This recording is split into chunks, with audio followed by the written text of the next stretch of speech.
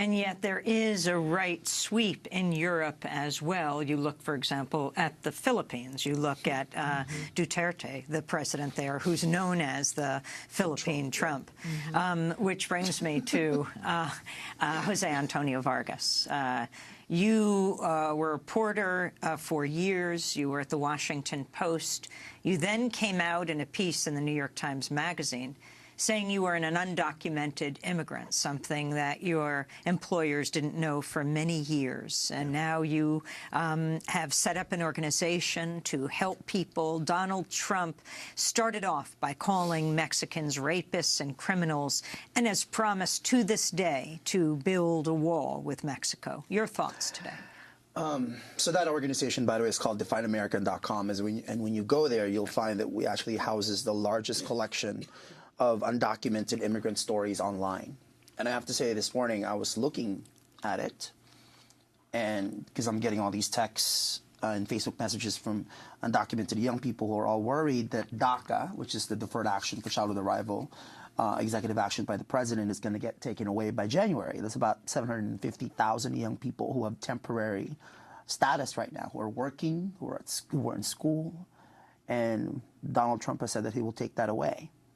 I wanted to add to what you said, because I think this is really important. In this country, in the next 50 years, 88% of the total population growth are going to come from mostly Latinos and Asians. So a country that has barely dealt with the black and white issue, right, is now getting more complicated with Latinos and Asians, Muslims, and all of these quote-unquote othered, right?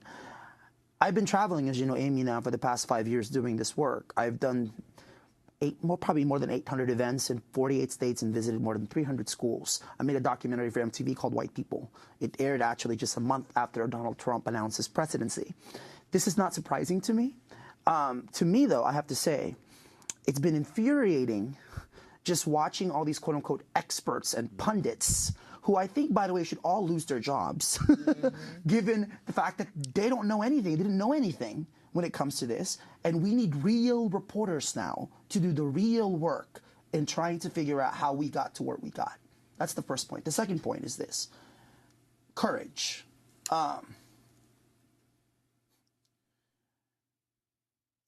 think it's going to take a tremendous amount of courage for people of color, for Muslims, for immigrants to get up this morning, to go to work, to look at their children and their relatives in the eye and tell them that it's going to be okay.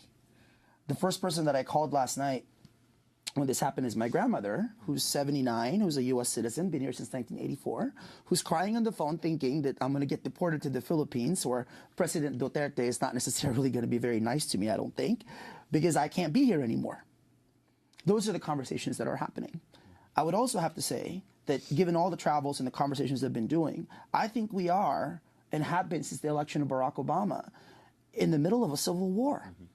It's an internal civil war that is part civil war, part reconstruction, right? Demographically, this country is no longer going to be white. The state of California alone, 51% of all Californians aged 25 and under is Latino. This country is only going to get gayer, blacker, browner, more Asian. Women, white women, black women, Muslim women will break all barriers there is to break. What's left is this question of how much change can straight white men and white people handle. I think last night we saw that it's not a lot. I'm reading from the August Asian Journal. It says Filipinos everywhere are reacting to Donald Trump's comments that suggested a ban on immigration from areas with high rates of terrorism, including the Philippines.